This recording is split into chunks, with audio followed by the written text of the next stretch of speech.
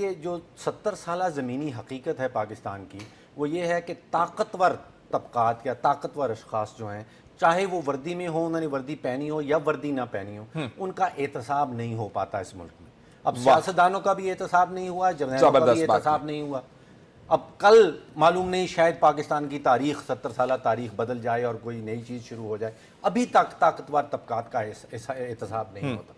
اب جہاں تک ایز اے شہری میرا تعلق ہے، میں ووٹ ڈالتا ہوں سیاستدان کو اور پھر طاقت ملتی ہے اس سیاستدان کو میرے ووٹ کے نتیجے میں۔ جو جرنیل بنتا ہے، جنرل بنتا ہے فوج کے اندر، وہ میرے ووٹ سے نہیں بنتا، وہ لیفٹیننٹ بنتا ہے، پھر اس کی ترقی ہونا شروع ہوتی ہے، ان کا اپنا ایک نظام ہے، اور پھر وہ جرنیل بنتا ہے۔ اگر جرنیل کوئی غلط کام کر رہا ہے تو میں یہ سمجھتا ہوں کہ جس کو میں نے طاقت دی ہے، جو سیاستدان ہے، اس کا فرض بنتا ہے کہ اس کا احتساب کرے۔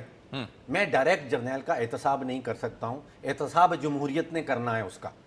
اب احتساب کرنے والے جب تک خود پاک صاف نہیں ہوں گے، وہ فوج کا بھی احتساب نہیں کر سکیں گے۔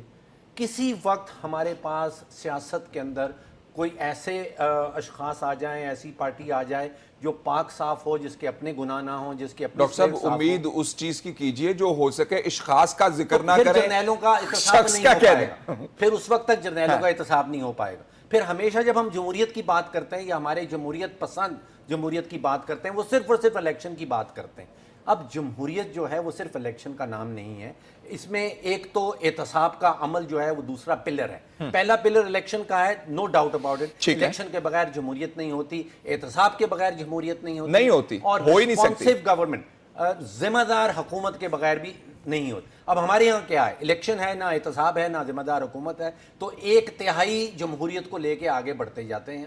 2/3 جمہوریت یہاں پہ مسنگ ہے۔ جس دن وہ 2/3 جمہوریت بھی آ گئی، پھر یہ مکمل جمہوریت بنے گی، اور پھر یہاں سارے طاقتور اشخاص چاہے انہوں نے وردی پہنی ہو یا وردی نہ پہنی ہو۔ اچھا، دوسرا ایک انٹرسٹنگ